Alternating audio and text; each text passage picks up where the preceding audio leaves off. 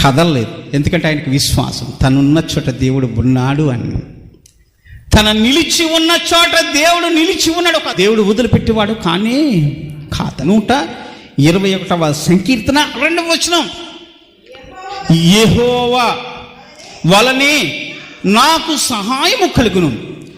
ఆయన భూమి ఆకాశములను సృజించిన వాడు, ఆయనే నా పాదములు త్రొట్టిల్లనీయడు. నిన్ను కాపాడువాడు కునుకడు నిద్రపోడట. దేవునికి స్తోత్రం.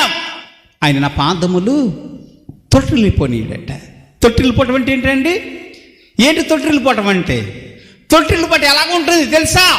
దావీదు పెట్టి ఆ గొర్రెపిల్ల ఆ ప్రాంతానికి వెళ్ళి అది పచ్చిక మేస్తున్నప్పుడు ఎదురుగా సింహం వచ్చినప్పుడు, ఎదురుగా ఎలుగుబంటి వచ్చినప్పుడు దాని పాదములు తొట్టిల్లిపోతున్నాయి, దడ వస్తుంది, ఊగిపోతుంది.